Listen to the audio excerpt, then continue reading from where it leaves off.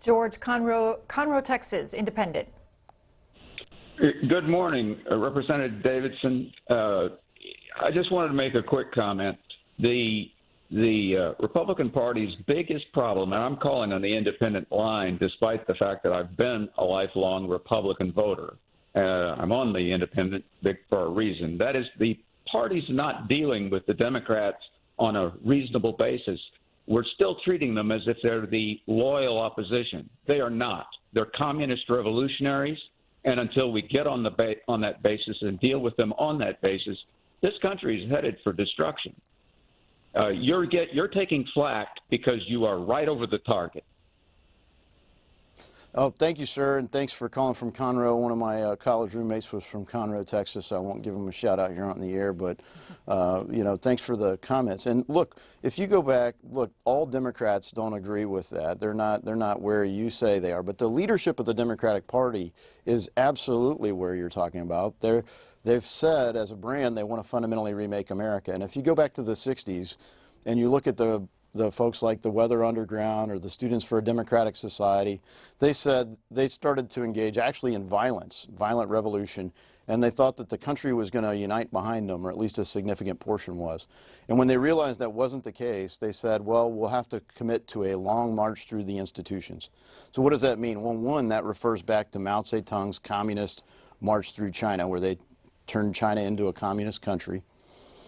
And two, what does that mean to go through the institutions? Well, you know, they kind of already had arts and entertainment, but they started very overtly going after education.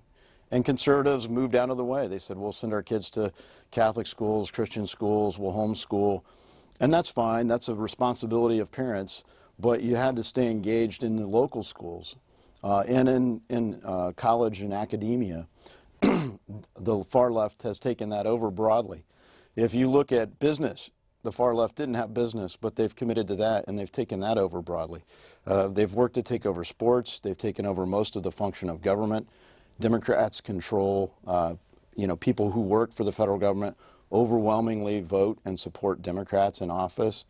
And obviously, you look at the media and everything else. So they've committed to the long march, and now the question is, are we going to do essentially a counterinsurgency to push them out of these institutions peacefully? And if we can't do that peacefully within the system, you know, that's why they're succeeding. We haven't engaged them on the right terms. They engaged in insurgency. It's taken over the country. It's pulled everything far left, including the Democratic Party. And now we have to say, look, is this really where the country wants to go? And remember, just not long ago, Bernie Sanders was identified as an independent. He supported Democrats. He's self-described Democratic socialist. People called him Crazy Bernie. But right now, 48 of the Democrat senators support Bernie's agenda. And in the House, all but maybe a dozen, maybe 20, are fighting to support Bernie Sanders' Democratic socialist agenda. And if we do not push back on that in this framework, we're going to lose even more freedom.